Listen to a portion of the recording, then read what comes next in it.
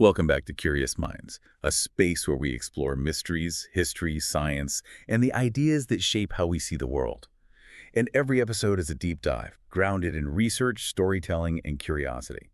Today, we are wrestling with one of the most chilling paradoxes in modern scientific history. Imagine a perfect world, a habitat where there is no hunger, no danger, no disease, and absolutely no need for struggle. What if building that exact utopia was, in fact, the most direct path to the total collapse and extinction of the society within it? That's the concept, and it forms this really unsettling foundation of the famous 1960s experiment known as Universe 25. Right. It's the story of a scientist who decided to eliminate every single survival stressor just to see what would happen, to observe pure social behavior. And in doing so, he accidentally created an apocalypse. And the sources detailing this work still act as this powerful, really uncomfortable metaphor that, it resonates deep into our own modern, highly urbanized lives. It really does. So, our mission today is to dive deep into the specific research of the ethologist John B. Calhoun. We're going to trace his journey from his early observations of rats all the way to this meticulously engineered mouse utopia. Yeah, we'll detail the 4 distinct phases of its horrifying decline, and finally really examine the concept he coined, the behavioral sink. And we won't stop there, right? We need to dissect why this work still holds such influence. We'll draw some parallels to modern societal challenges, everything from urban design to this crisis of purpose we hear about. Well, we also have to hold the experiment accountable. We need to get into the crucial criticisms that remind us that, humans, our capacity for culture and choice, it vastly exceeds that of a mouse in a sealed box. Exactly. We need the full context to understand the warning, not just the fear. Precisely. Okay, so let's unpack this historical context. We have John B. Calhoun, a researcher at the National Institute of Mental Health, the NIMH. And his career began back in the 1940s and 50s. Right. And the driving force behind his research was this very specific societal anxiety that was taking hold in post-World War II America. The urban boom. The urban boom, exactly. This was the era of explosive city growth. Cities were becoming megacities. You saw the rapid expansion of places like New York, Chicago, LA, creating population densities that were just previously unimaginable. So he wanted to understand the psychological cost of that. Yeah, the psychological and sociological cost of that density. He was looking for an animal model that could maybe help predict what happens to social structure, to individual well-being when you're constantly under that pressure in a closed urban setting. And his theoretical lens for this, it wasn't new, was it? It was actually a revival of a very old but hugely influential population theory. It was a direct application of Thomas Malthus's theory from the late 18th century. Malthus argued that population growth, which he saw as exponential, would always eventually be checked by 2 forces. The first one was misery, famine, disease, war, predation, everything that reduces a population physically. But the second one was vice. And vice is a broad term. A very broad term. Malthus defined it as pathological social behaviors, things like infanticide, homosexuality in his view, or just widespread moral decay, anything that actively limits successful reproduction and population expansion. And the public conversation about Malthus has always focused on misery, right? The doomsday scenario of starvation, running out of resources. Right, but Calhoun saw a crucial opportunity to isolate that other factor. He realized that if he could engineer an environment that completely eliminated misery, so no food scarcity, no predators, no disease, he could then observe the effects of extreme density purely on vice. On the social pathology. On the social pathology, he was asking. Can a society self-destruct from the inside simply because the pressure of social interaction becomes too great? That's a huge question. And that desire to isolate the social side of things, it led him to his first major studies. And they were already revealing some strange, almost counterintuitive findings about how animals respond to density. They really were. Tell us about Rat City. Rat City. It was Calhoun's initial large-scale enclosure study, conducted in 1947 in a barn in Rockville, Maryland. He created this protected, quarter-acre outdoor environment for Norway rats. A quarter acre? That's a pretty big space for a rat. It's a massive space, and based on the ample resources, unlimited food and water, Calhoun calculated that the environment's carrying capacity should be around 5,000 rats. 5,000. That's the expected number. Yeah. What was the reality? Well, the reality was shocking. The population struggled to even break 200, and then it eventually just stabilized permanently at a mere 150 individuals. Wow. The rats were simply unable to utilize the full potential of the environment. And the limiting factor wasn't a lack of food or space, it was incredibly high infant mortality, sometimes reaching 80 to 90%. So mothers just stopped caring for their young. The social environment had deteriorated to that point, yes. But this is the paradox that really set Calhoun on his path, isn't it? These rats, they were in this huge open enclosure, yet they refused to spread out. Yes. That's the paradox of voluntary crowding. Even with hundreds of square meters available, the rats chose to congregate in specific areas, creating these small, high-density zones. Why? They formed 4 key social groups, about 12 individuals each, and they were usually centered around the best food sources. This forced constant social interaction far beyond what was naturally comfortable, despite the fact that, 95% of the enclosure was totally unused. Unbelievable. And this is where the social structures began to fracture, even while physical space was abundant. So it wasn't the density of the entire acre, it was the density of social contact in those key congregation zones that caused the pathology. Exactly. That intense, unavoidable social proximity leading to the rapid disintegration of normal, functional behaviors like successful mating, territorial defense, proper child-rearing. That is what Calhoun named the behavioral sink. The behavioral sink. That is such a powerful, ominous term. He formally introduced it in his influential 1962 Scientific American article, Population Density and Social Pathology. The sink described social collapse, a spike in pathological activity that arises solely from overwhelming social interaction, even in the absence of scarcity. So the rats in those crowded zones, they were showing the vice Malthus talked about. Absolutely. Rampant aggression, sexual deviance, widespread abandonment of the young. It confirmed his focus. Calhoun had found his mechanism. So having established the behavioral sink in this sort of semi-wild environment of Rat City, Calhoun wanted to push the parameters, Yeah. to take it to its logical, clinical extreme. Right. He wanted to create a truly perfect, sterile environment to eliminate all possible variables. And this brings us to Universe 25, which began in 1968 and ran for 4 years. This was the ultimate enclosure. It was explicitly designed as a mortality-inhibiting environment for mice. Sometimes you see it referred to simply as mouse paradise. The mouse paradise. Calhoun engineered a world where, theoretically, the inhabitants should have lived forever, reproducing successfully and happily until they reached the calculated capacity. Let's talk about the specs, because this wasn't just a big box. It was an incredibly complex sort of multi-story structure. It was a contained world, a 4.5-foot cube, about 101 inches square.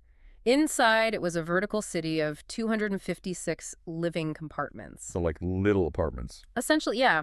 4 walk-up apartments per building, accessible via these mesh ramps, and there were 16 burrows leading directly to the perfectly maintained food and water supplies. And he calculated this whole structure could comfortably hold how many mice? Between 3,840 and 4,000 mice. Based on their physiological needs, he was meticulous about it. So the promise of Utopia was, at least on the physical level, completely fulfilled. What exactly did Calhoun remove from the equation? Everything. Everything related to survival stress. Unlimited, always accessible food and water, clean, stable, perfect climate control, a constant supply of fresh nesting material, and critically, 0 predators, 0 threat of disease. The environment was sterilized. Frequently cleaned and sterilized, yes. Yeah. And no need to hunt or compete for basic sustenance. All physical needs were accounted for, removing the evolutionary driving force of survival entirely. This was a place where, theoretically, mice only needed to worry about each other. And he started small, right? He populated his ideal world with the finest stock available. The absolute best. He introduced just 4 pairs, 8 healthy, young, disease-free albino mice from the NIH's elite breeding colony in July of 1968. He was starting his mouse society with the highest genetic potential possible. So the experiment that unfolds across these 4 distinct and sometimes brutal phases, it begins as you'd expect with a period of thriving. Right. The first phase A was the initial adjustment period, or the strive period. It lasted about 104 days. The mice explored, they marked territory, they began reproducing. This led into phase B, the exploit period, where the population just boomed. So for a while, the Utopia was actually working. It looked like a success. How fast was that initial growth? It was exponential. In Phase B, the population was doubling reliably every 55 days. The social roles, the alphas defending territory, the females raising litters, they were all stable. By day 315, the population stood at 620 mice. But there's always a but. There's always a but. Even here, in this peak growth period, that voluntary crowding issue that he first observed in Rat City, it came back with a vengeance. So even with all those empty apartments, they were still clumping together? Exactly. Despite the vast, unused upper-level compartments, the mice began over-clustering. They treated eating and drinking as highly communal activities, congregating almost exclusively at those 16 burrows that led to the food sources. Which created these high-stress zones again. Continuous, intense, and often unwelcome social interaction in those specific zones. This stress overloaded their social systems, and by day 315, that crucial doubling rate, it suddenly stretched out to 145 days. That's a huge slowdown. It was. The reproductive engine was already stalling, and that signaled the transition into the period of stagnation. So, day 315. This marks the transition into Phase C, which Calhoun called the stagnation period. The population is still increasing, but barely. We've established the problem wasn't scarcity. What was the core social mechanism that led to this severe breakdown of behavior? The central mechanism was the erosion of social roles, the lack of available, meaningful niches.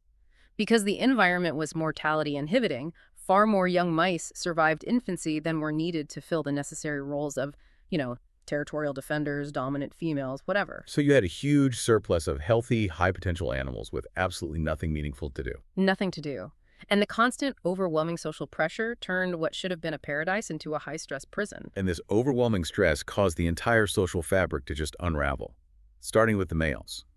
The sources describe some extremely contradictory behaviors emerging. Oh, absolutely. You see the dominant or alpha males just crack under the pressure. Their evolutionary role is to defend territory and maintain order. But under these conditions of hyperdensity, they were subjected to constant threats from hordes of younger, disposable challengers. You could never establish secure territory. Never. Calhoun meticulously measured the physical toll. The alpha males were covered in skin lesions, scars, visible signs of chronic stress.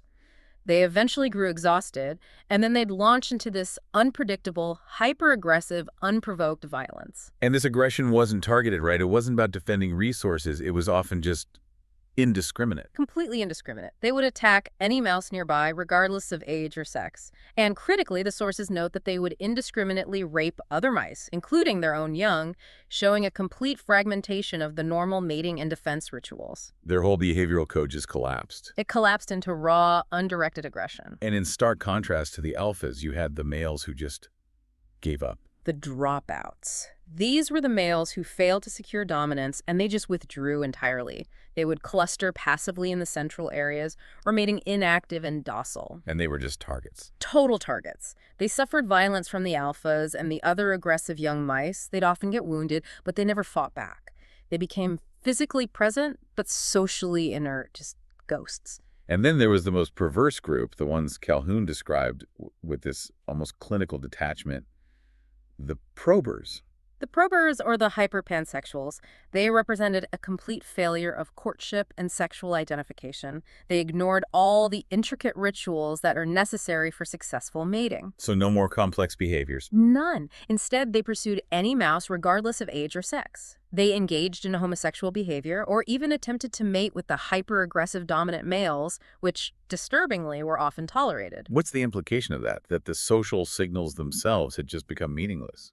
I think that's exactly it. The behavioral complexity required to sustain a healthy reproductive cycle had been completely overwhelmed by density. The sources also mention that the probers exhibited cannibalistic tendencies. They'd eat the dead young they encountered, indicating a total abandonment of any protective or nurturing instincts. So the male roles are shattered. And the females, too, their primary roles, maternal care, they collapsed under the strain. The females were thrust into this dangerous high-stress situation because the males, who should have protected the nest, had either become hyper-aggressive assailants or totally withdrawn dropouts. So the females had to become the protectors. They were forced to become hyper-aggressive themselves just to defend their living boxes against the constant influx of rogue males. And that redirected aggression must have had devastating consequences for their own young. It did. The female's aggression was often misdirected. It spilled over into violence toward their own litters. They would wound them, abandon them, or prematurely evict their young from the nest. And the infant mortality rates. Catastrophic. They peaked at 90 to 96% in some of the high-density compartments. The sheer stress also impacted conception itself. Rates decreased, and there was an observable increase in fetuses being reabsorbed into the womb. So their own bodies were shutting down reproduction. It suggests physiological mechanisms were shutting down reproduction in response to the environment.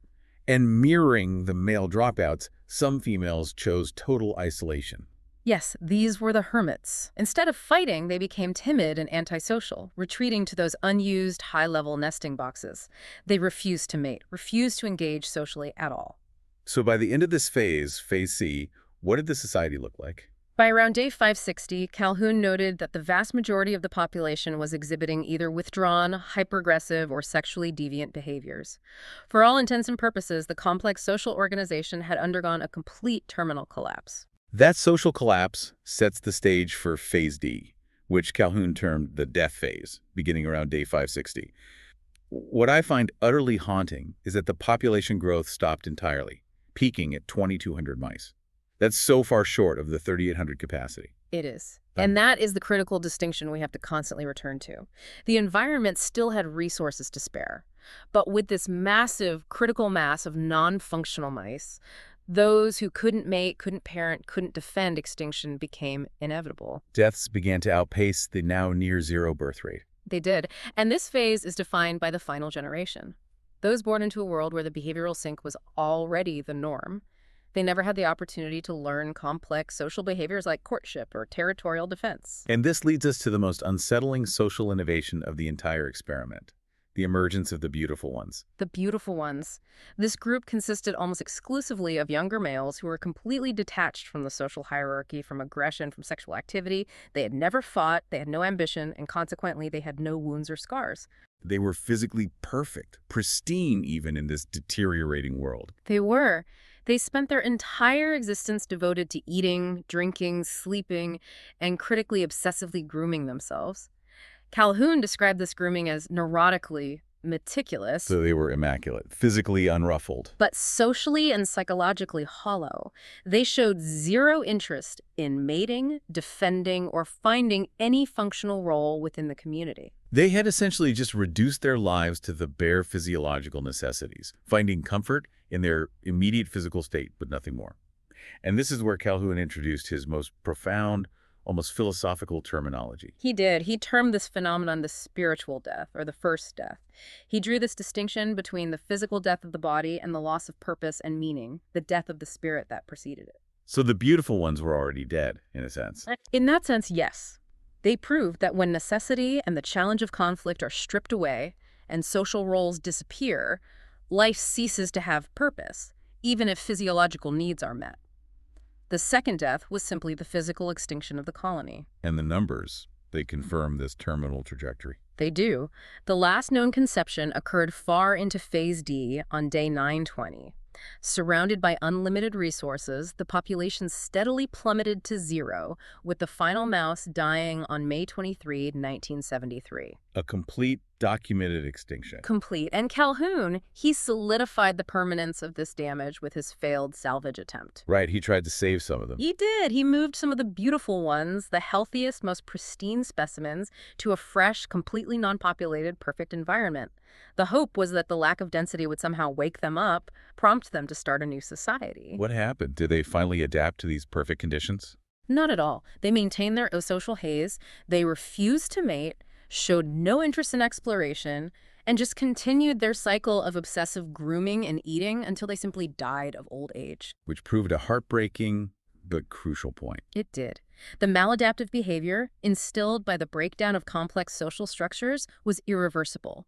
The capacity for complex social life had been permanently lost, not just the desire. The moment Calhoun published these findings, he had to have known they would be interpreted through a human lens. I mean, he consciously used these dramatic anthropomorphic terms like mouse hell and spiritual death. Oh, he absolutely did. He saw the fate of Universe 25 as a potential metaphor for dense, hyperstimulated human societies. And that metaphor just exploded in the cultural consciousness. It really did. It was the height of anxiety about overpopulation. The writer Tom Wolfe famously co-opted the findings, writing that New York City was sliding down into the behavioral sink.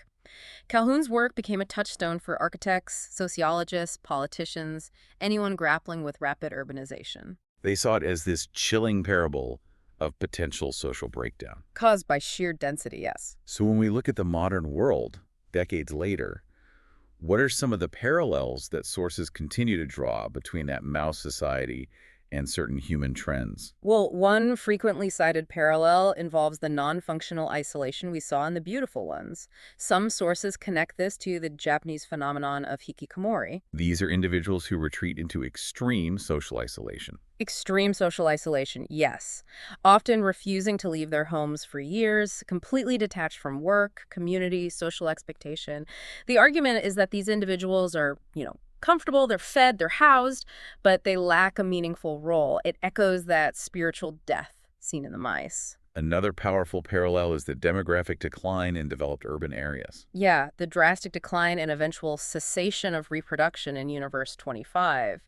It does mirror the dramatically falling birth rates we're seeing in many wealthy, highly urbanized centers globally. And again, the hypothesis isn't about poverty or resource constraint. No, it's about the stress, the social detachment, the erosion of traditional, purposeful roles that lead to a lack of motivation or capacity to engage in the incredibly complex and demanding task of child rearing and community building. There's also a really intriguing and scientifically dense element in the sources about the potential long-term genetic effects. This idea that the social stress was somehow passed down to the offspring. This brings us to the concept of epigenetics, which is vital here, but often rushed in summary. Epigenetics refers to changes in gene expression, how genes are turned on or off caused by environmental factors, without actually altering the underlying DNA sequence. So the stress didn't change the mouse DNA, but it changed how that DNA functioned. Precisely. The sources noted that even the offspring of mice removed from the behavioral sink continued to display high levels of aggression, non-maternalism, and other maladaptive behaviors. It suggests the stressful environment had left an imprint. How does that work mechanistically? Well, chronic stress, particularly in early life, can alter the regulation of stress hormones, like glucocorticoids. If a parent is under extreme stress, this hormonal dysregulation can be passed down via certain epigenetic markers. So the offspring are born already primed for stress. Exactly.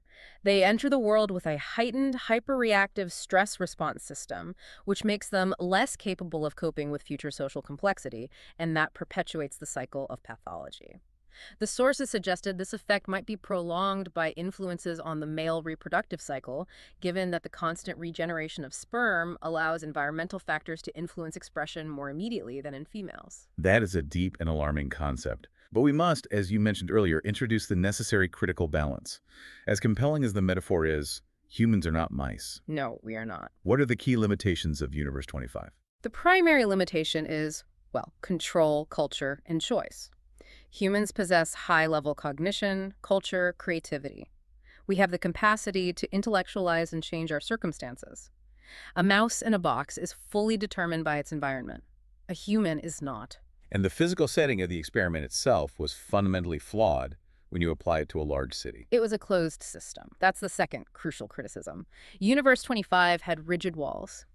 If a mouse felt threatened or stressed, it had nowhere to execute a flight response. It was forced to remain in that hyper-dense, constant social conflict. Whereas in a city, In a human city, even a dense one, if you feel overwhelmed, you can retreat to your private apartment, you can visit a park, take a vacation, or you can move entirely to a less dense environment.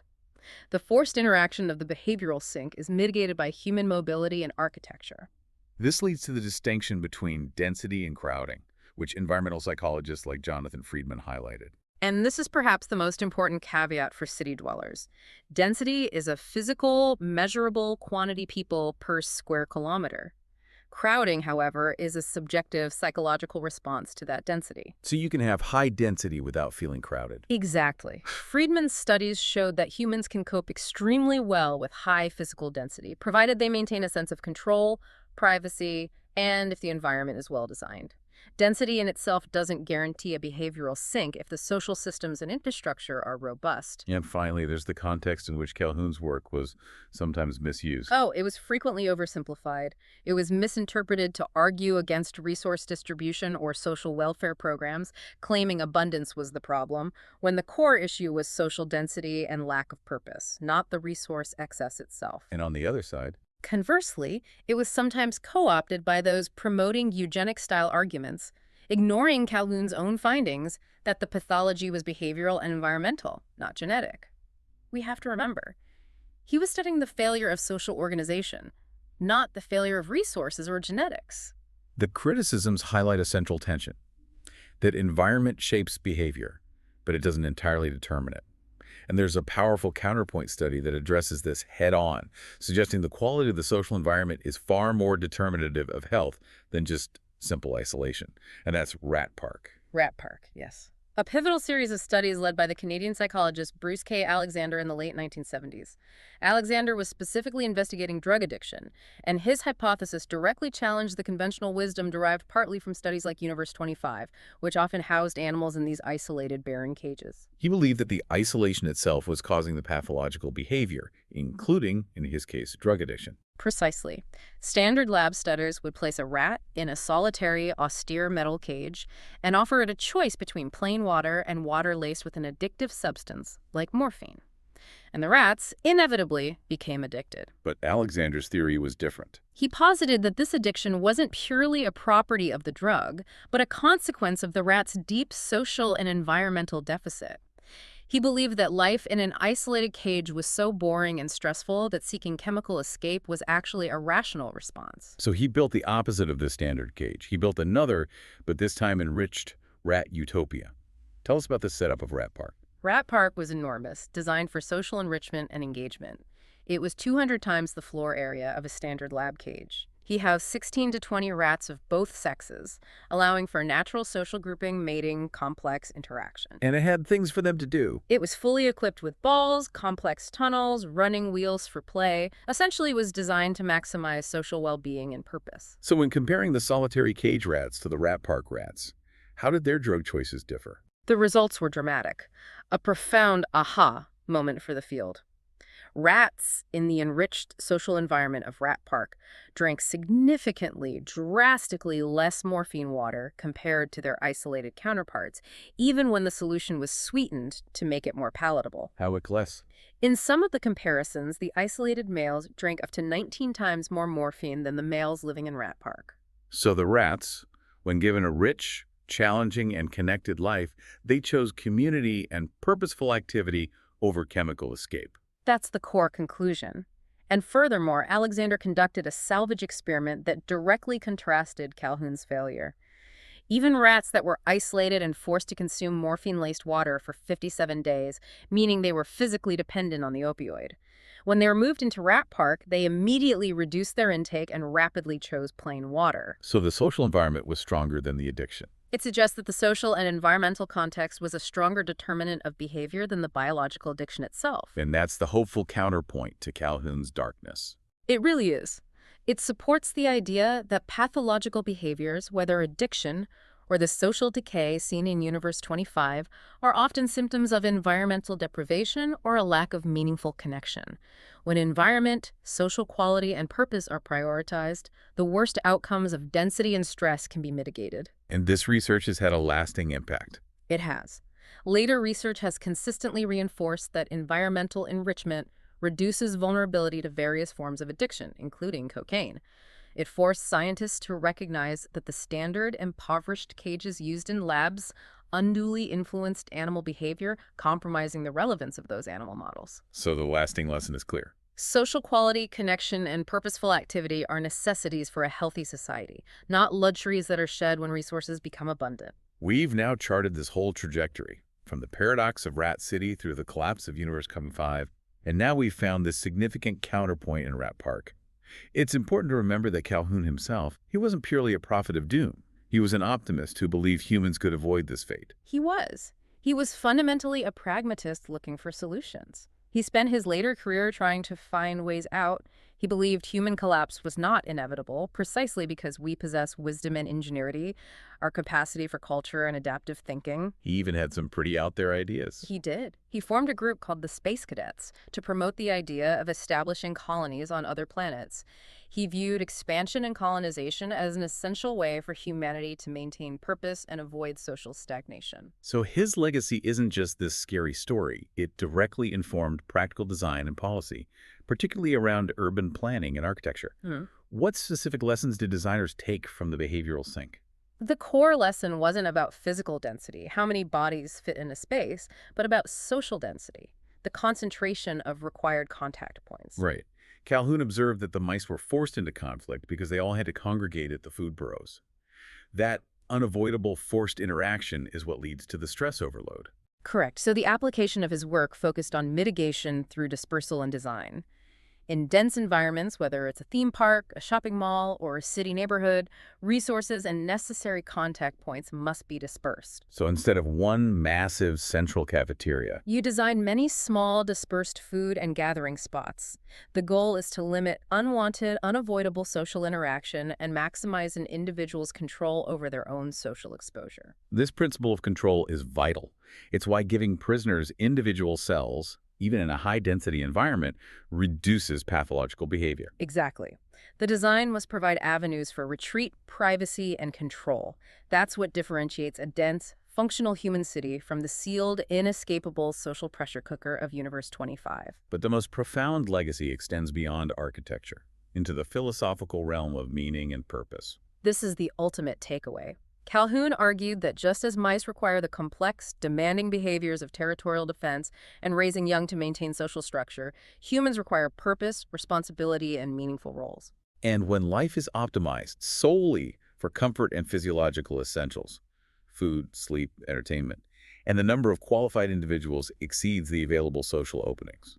The result is the chaos, alienation, and detachment of the beautiful ones. And that comfort and abundance paradox for the modern world is undeniable. It creates a serious contemporary challenge. You just have to consider the exponential rise of automation and artificial intelligence.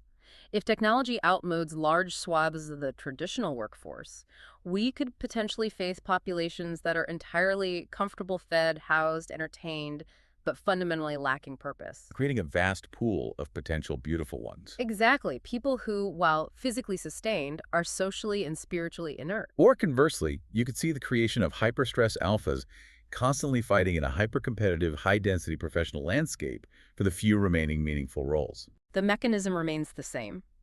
The social structure cracks when the required roles disappear or become impossible to fill peacefully.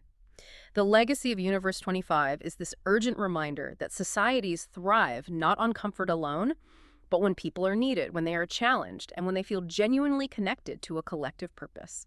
Abundance and technological progress have to be deliberately paired with values, empathy, and social structures designed to maintain human significance. That's it. That's the challenge. We've journeyed through the creation and total collapse of Universe 25, examining the devastating social pathology known as the behavioral sink. The sources consistently emphasize that the physical end of the mice was truly preceded by the death of the spirit, the irreversible loss of the capacity for complex, purposeful behavior. So Calhoun gave us this potent metaphor for the dangers of uncontrolled density and the removal of necessary struggle. But it is not a fixed prophecy for humanity. Absolutely not. Calhoun's experiment is not a prediction of our future. It is a profound warning rooted in empirical observation. The fate of the beautiful ones proves that when the social capacity for connection and purpose is destroyed, even perfect physiological comfort cannot save a species. And this leaves us with the ultimate question. The mice, in their sealed enclosure, they had no choice to succumb to the environment. But we, as humans, are capable of self-restriction, of critical analysis, and of consciously choosing different ways to build connection and meaning, even amidst extreme abundance and density. So will we exercise that profound choice, the wisdom and ingenuity Calhoun hoped for?